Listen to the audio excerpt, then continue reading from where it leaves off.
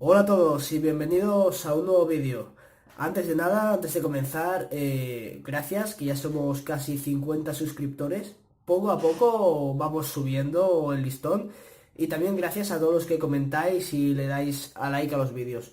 Siempre intento responderos o daros un poco de feedback, pero bueno, como ya dije, después de así de vídeos un poco más relajados, hoy os traigo un vídeo tocho, un vídeo potente. Hoy vamos a hablar sobre petróleo y en especial sobre petróleo saudí. Se está quedando Arabia Saudita sin petróleo, cada vez tiene menos después de tantos años siendo una potencia petrolera. ¿Ya comienza su declive o qué? Pues bueno, hoy vamos a echar un vistazo a este tema también influidos por la salida a bolsa de Aramco, que Aramco es la petrolera nacional saudí. Así que antes de meternos totalmente en profundidad con el tema, un poquito de historia.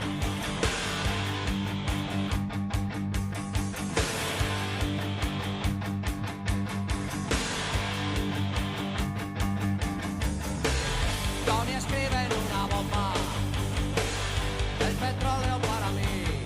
Como ya he dicho, Aramco es la petrolera nacional saudí. Opera todos los pozos en Arabia Saudita y las refinerías. Aparte de esto, tiene también otras líneas de negocio y estadios y varias cosas más. Pero lo que nos interesa a nosotros es el petróleo, que es el core del negocio. Opera el pozo onshore, es decir, en tierra más grande del mundo, y este es Ghawar Field. Y para que os hagáis una idea, este pozo lleva en producción desde los años 50 y en 2008 dieron datos de que solo habían producido el 50% del pozo. O sea, para que os hagáis una idea de las dimensiones de este yacimiento. No quiero entrar mucho en la historia de Aramco, pero para que os hagáis una idea, sus orígenes se remontan a 1933, que se llamaba Arabian Californian Standard Oil. Luego en el 44 cambió a Aramco, que es Arabian American Oil, y luego en el 88 ya a Saudi Aramco. Esto era un conjunto de compañías americanas en un inicio, pero a partir del 73 el gobierno adquirió el 25% de las participaciones de Aramco y poco a poco pues fue tomando el control total de la compañía hasta operarla totalmente ya en la década de los 80. Para 2021 se plantea una IPO, o sea, una salida a bolsa de Aramco por el 5% de la compañía. Y vale, esto es importante no únicamente porque es una compañía gigantesca y de las mayores productores de petróleo del mundo, sino porque desde hace 40 años no tenemos ni idea de las reservas que tiene Arabia Saudí, oficialmente. Desde hace 40 años no hay datos oficiales de las reservas de Arabia Saudí, que es uno de los mayores productores del mundo. Entonces, con la salida de Aramco a bolsa, tendremos datos oficiales de las auténticas reservas saudíes. Y esto puede tener un papel muy importante ya a nivel de economía mundial y en el precio del petróleo, que bueno, que están relacionados, pero puede tener un impacto enorme. ¿Vale? Entonces, esto nos hace preguntarnos, ¿tienen los saudíes suficiente capacidad de producción como ellos siempre dicen? Ellos siempre están, sí, podemos aumentar la capacidad de producción, la doblamos si nos da la gana y os hundimos el mercado de petróleo y os destrozamos los precios. O tenemos un montón de reservas y podemos hacer lo que queramos. Siempre están un poco con el vacileo, ¿vale? Los saudíes. Entonces, esta salida a bolsa nos va a dar datos muy importantes sobre la veracidad de sus palabras. En 1977 se publica el último informe siguiendo las directrices de la SEC, la Comisión de Valores de Estados Unidos, sobre las reservas de Aramco. En este informe se decía que había 100 billones de barriles en reservas probadas y 50 billones de barriles en reservas probables. Después de que el gobierno tomase el control de la compañía, publicaron un nuevo informe del 77 que decían que tenían 150 billones de barriles probados. O sea, básicamente cogieron una partida y la pasaron a otra, ni se inmutaron. A partir de aquí, los saudíes fueron publicando sucesivos informes en el que aumentaban el tamaño de sus reservas probadas.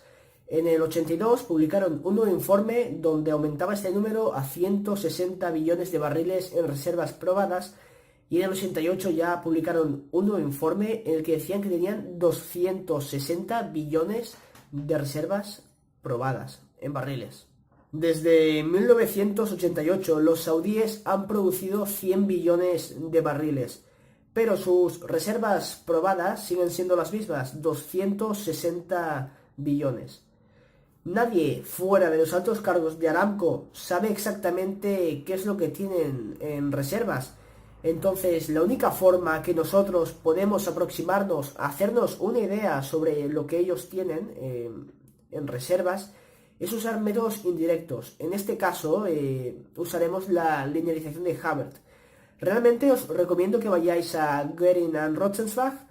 Es un fondo de materias primas y publican informes muy interesantes. Realmente parte de la información, bueno, gran parte de la información que vais a ver en este canal la saco de sus informes porque realmente son una cosa muy, pero que muy fina, ¿eh?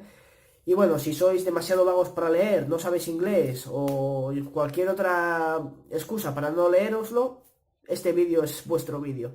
Entonces, ¿en qué consiste el método de Hubbert? Pues el método de Hubbert nos dice que desde que se descubre un pozo hasta que llega a su máximo pico de producción y luego desaparece, sigue una forma de campana, es decir, una distribución normal. Si no sabéis a qué me refiero, pues es un concepto estadístico. Os pongo aquí una tabla antes de que os ponga la linealización exacta. Y bueno, sigue una forma de campana, básicamente. Es decir, comienza a producir, cada vez produce más, llega un pico de producción y después cada vez produce menos. Una vez ha llegado a esa mitad, a ese pico de producción, es que ya ha producido el 50% de lo que había en ese pozo. Y a partir de ahí ya empieza a haber menos recursos, empieza a depletar el pozo. Aquí os pongo un ejemplo real que es Prudhoe Way y es un pozo que hay en Alaska. Y como podemos ver, comienza a producir, hay un pico de producción y a partir de ahí comienza a decaer. Eso lo vemos en la figura derecha. En la figura izquierda vemos la producción acumulada, cómo se proyecta la producción hasta llegar al límite del pozo. Aquí pues se cumple bastante bien la linealización de Hubbert. Si aplicamos este método al pozo de Gower Field, pues tenemos un pequeño problema, y es que este método funciona bastante bien para pozos que siempre han producido a máxima capacidad y de forma continua. El problema con Gower Field es que en los 80 y los 90, con la crisis del petróleo, no produció a máxima capacidad. Entonces aquí tenemos un pequeño problema. Pero aún así se cumple bastante bien el método, como podemos ver en las gráficas. Originalmente Gower Field contenía unos 200 billones de barriles. Esto no significa que todo se puede explotar. De estos se podían extraer unos 100 billones de barriles. Desde que comenzó a explotarse, se han extraído unos 75-80 billones de barriles, los que nos deja en unos 25 billones de barriles que todavía quedan por explotar de este pozo. Vale, esto no nos sorprendamos, sigue siendo el pozo más grande del mundo, o sea, ese pozo es una pasada. Pero nos abre varias incógnitas. Gower Field se cree que representa el 50% del total de las reservas saudíes. Entonces, con 25 billones de reservas probadas, ¿cómo es posible que los saudíes clamen que tienen 260 billones de reservas probadas? ¿Podemos creer ciegamente en lo que nos dice el gobierno saudí en este punto? Si aplicamos la linealización de Hubbert a la producción saudí, y en este caso sí que tenemos datos, porque por suerte los saudíes han de reportar su producción a la OPEP, ese cártel que controla, o al menos intenta controlar, los precios del petróleo a nivel mundial. Y bueno, como podemos ver, la línea, hasta que rompe el eje X, nos indica que tendrían unos 230 billones de barriles en reservas. Pero, ¿por qué aumenta en 2010? Hay un pico aquí en la gráfica. Pues bueno, en los 60 se descubrieron dos pozos nuevos en Arabia, Kurais y Manifa, de 20 y 15 billones de barriles de reserva, con reservas probadas respectivamente, pero no se desarrollaron, básicamente por problemas técnicos. Uno estaba en mitad del desierto, porque eso es un jodido desierto, y no había agua para explotarlo correctamente. Otro tenía un petróleo de baja calidad y no salía a cuenta.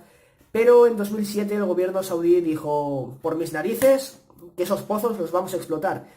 E impulsó ciertas inversiones hasta que en 2010 esos pozos entraron en funcionamiento. Y como podemos ver en la gráfica, esto cambia un poco la situación y mueve la recta de así hacia arriba un poco.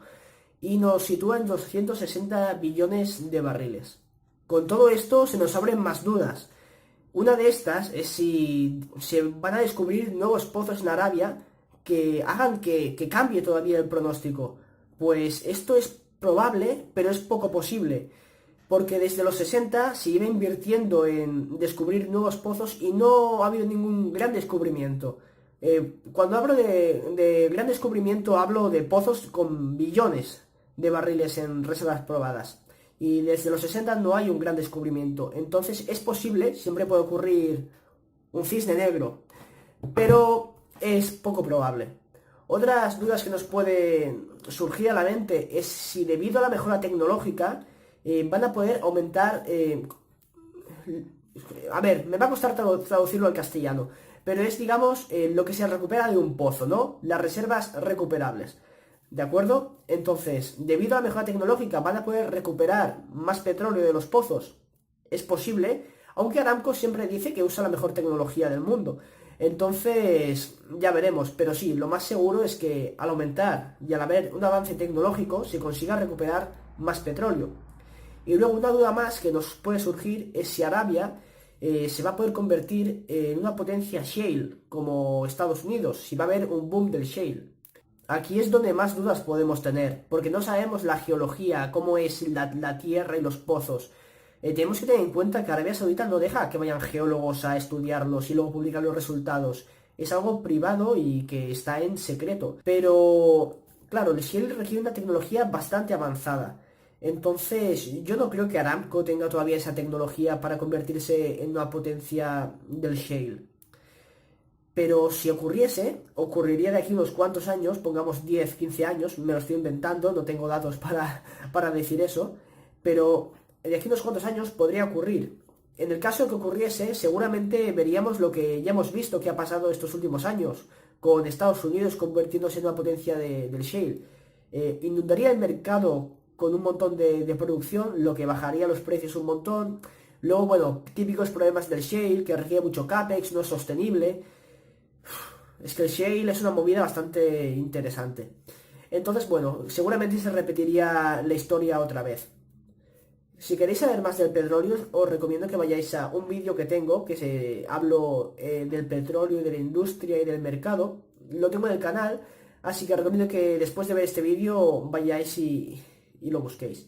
Y bueno, estas serían las tres dudas principales que nos surgirían con todo lo que hemos visto de Aramco. Si habría nuevos descubrimientos, si con la mejora tecnológica pues aumentarían el petróleo que se recupera, o si se podría convertir en una potencial productor de shale. Y bueno, después de todo lo que hemos visto y después de todos los datos, se puede estimar que las reservas de Arabia Saudita estarían en torno a los 100 billones de barriles de petróleo y no a los 260, como ellos dicen tener.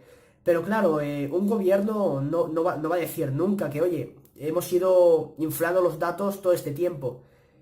Es más fácil y suaviza, lubrica un poco que al salir Aramco a bolsa se descubra que no había tantas reservas como se pensaba. Entonces yo creo que esto puede ser uno de los motivos por los que sale a bolsa, porque al fin y al cabo es inevitable descubrir la verdad sobre las reservas de Arabia Saudita, porque habría un punto, quizá lejano, en el que se acabaría sabiendo y el gobierno pues podría quedar en una mala posición. Aunque bueno, dicho todo esto, se nos abren muchas más dudas, tenemos más dudas que respuestas, aunque es un tema bastante interesante y espero vuestra opinión en los comentarios. También, bueno, como siempre, like al vídeo, suscribiros para más y eso, quiero saber vuestra opinión, ¿vale? Así que nos vemos en el próximo Y la gente quiere a Johnny, que defiende a su país. Se acabó la gasolina.